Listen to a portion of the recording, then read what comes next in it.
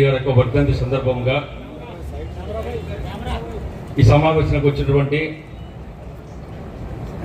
Parliament శాసనసభ్యులు గౌరి చరితమ్మ గారికి, జయన్ నాగేశ్వర రెడ్డి గారికి, వేదిక ఉన్నటువంటి పెద్దలందరికీ, ఈరోజు ఈ కార్యక్రమానికి వచ్చినట్టు ప్రతి ఒక్కరికి, ముఖ్యంగా ఉల్లింతకొండ ప్రజలకు, ఎమ్మెల్యే నుంచి వచ్చినటువంటి వాళ్ళందరికీ కూడా హృదయపూర్వక నమస్కారం తెలియజేస్తూ, మోహన్ రెడ్డి విషయం వచ్చి మీకు అందరికీ తెలుసు, ఆర్భాటం అంగులు ఆయన పనికిరావు. ఎప్పుడు కూడా సింపుల్గా పబ్లిక్లో మనం ఎట్లుంటామో ఆ పబ్లిక్లో నుంచి కూర్చుంటాడు. ఆయన ఎమ్మెల్యేగా కాకముందు ఏదైతే పబ్లిక్లో మామూలు వ్యక్తిగా గర్వపడకుండా అందరితో కలిసిపోయేటటువంటి మహానుభావుడు మోహన్ రెడ్డి. ఎందుకంటే 20 సంవత్సరాలు ఆయనతోని నా ఇంట్లో ఉండి, మా ఇంట్లో ఉండి కాలం గడిపినటువంటి మహానుభావ ఎన్నికల అత్యధిక మెజార్టీని గెలిపించి చాలాసార్లు ఎమ్మెల్యేలు చేసి మంత్రులు చేసిన ఘనత కూడా ఎమ్మెల్యేలు ప్రజలు చేయడం జరిగింది. చాలా సంతోషం. అట్లాగే ఆయన కూడా ఒక మంత్రి అయిన తర్వాత కూడా సింపుల్ ఇల్లు, ఆయన మంచం చూస్తే చాలా సింపుల్.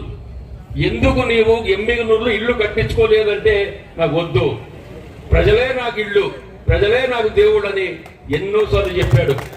కానీ ఆ మహానుభావుడు ఎన్నో చూశాం.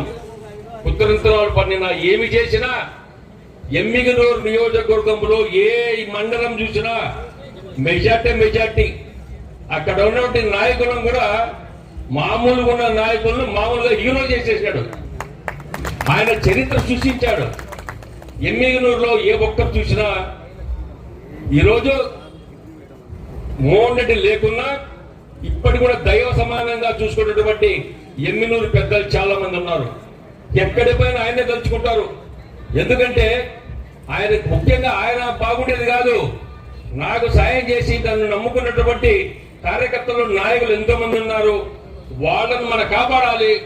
వాళ్ళని కూడా ఆర్థికంగా ఇబ్బంది లేకుండా ఆర్థికంగా మనము ప్రోత్సహించాలి. వాళ్ళకు కూడా డెవలప్మెంట్ చేయాలనే మంచి ఉదయం ఉన్నటువంటి వ్యక్తి మోహన్ రెడ్డి.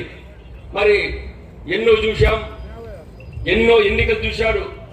రాజకీయంగా ఎప్పుడు పోయినా మోహన్ రెడ్డి, నేను, కె కృష్ణమూర్తి ఎక్కడ ఊరి పోయినా ముగ్గురం కలిసే పోతుంటాం. కలెక్టర్ ఉంటే కలెక్టర్ పక్కన. ఆ రాజకీయం అప్పుడు వేరే ఉండి, ఇప్పుడు రాజకీయాలు వేరే ఉన్నాయి. చాలా బాగా ఆ రోజు ఎమ్మెల్యేలు జిల్లా పరిషత్ సమావేశం ఉంటే ముందు రోజు జిల్లా పార్టీ